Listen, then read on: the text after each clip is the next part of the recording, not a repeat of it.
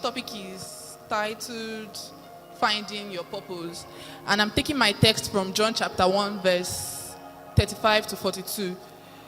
If you start reading from verse 35, you see it started with the two disciples of John. We don't know how many they are, but we know there are two there with him. Peter, Andrew, and someone else. So they heard John say something. John said, "Look, the Lamb of God," and they turned, they saw Jesus passing, and they followed him. Of course, they will not just follow him for nothing. They will not just follow him for following sake. They followed him for a reason. They followed him because they were looking for a purpose. They were looking for something. So that is why they followed Jesus.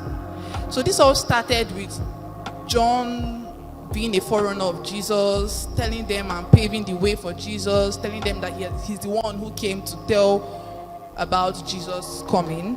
So when they saw Jesus passing, they followed him because they had a purpose, obviously.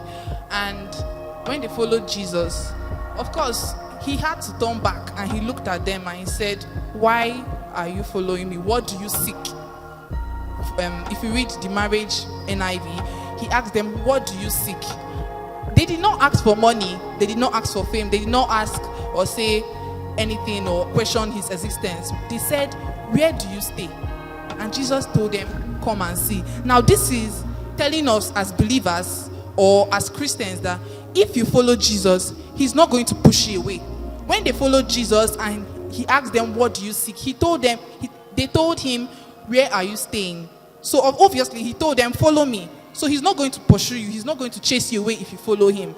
That is one thing we should learn from it. So when they followed Jesus, he showed them where he stayed. And they stayed with him there throughout the day because it was about the 10th hour.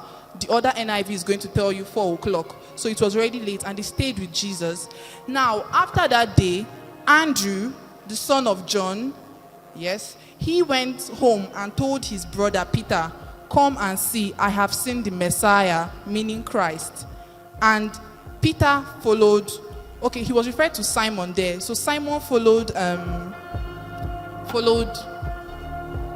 Andrew to go and see the Messiah. And when he went, indeed, lo and behold, he saw the Messiah. So now, what I'm trying to say now is, if you follow Jesus, one, you will seek him. After following him, you will seek him, because following him, you can follow his footsteps, but you do not know him. So they seeked him, and after seeking him, he asked them, "What do you want?" And he will ask you, "What do you want?" Because you cannot just follow Jesus because you saw person A following Jesus. You have your reason for following Jesus. And they followed Jesus because they wanted to know where he stayed. And he showed them where he stayed. And Andrew went home and he called Peter. And Peter came and he saw and he testified that indeed the Messiah, that he's the Messiah, he's the Christ. So wait, please, I'm not done.